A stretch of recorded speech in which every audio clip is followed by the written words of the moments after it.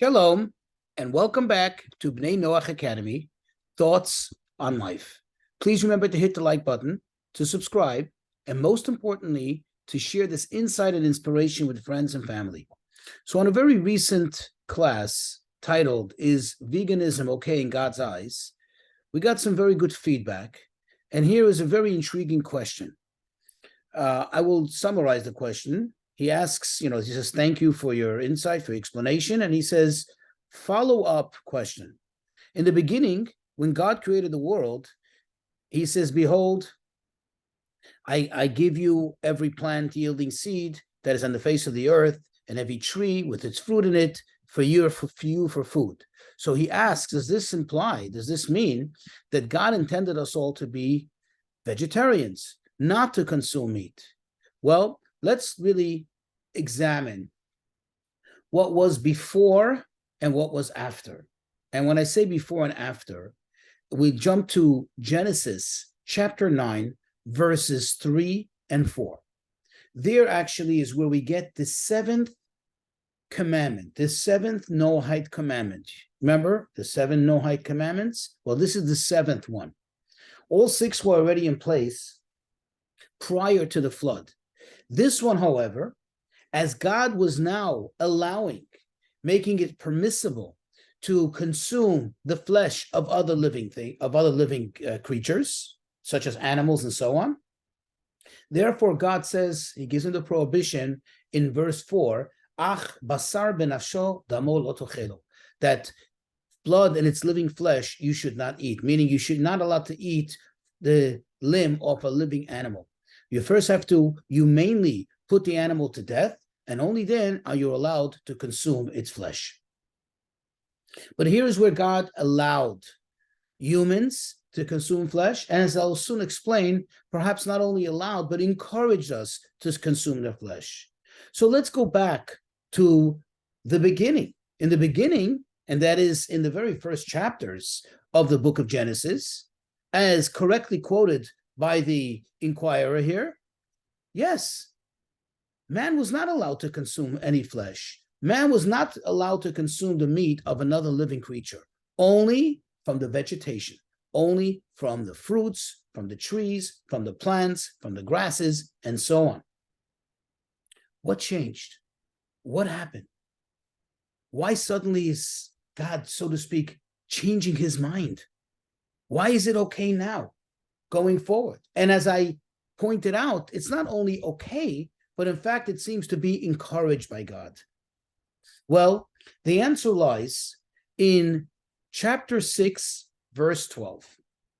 In the verses leading up to God's decision to bring about the flood, the destruction of the world, it says, quote, and God saw, and behold, the whole earth was corrupted, for all flesh corrupted its way on the earth. Now, the Hebrew word for flesh, basar, is the same word for meat. Basar is meat. Flesh is basar. And that's how it's being presented here in the verse. It doesn't say every living thing, but it says every flesh, every meat. You see, pre-flood, when things were at least going or intended to be in their optimal state, there was perhaps some connection, some correlation between the human being and the animal life and all creatures. They were on a more lofty level. Thus, the human being did not need to consume flesh, did not need to consume the meat of the living creatures in order to, quote, elevate it to God. Getting Kabbalistic here a little bit.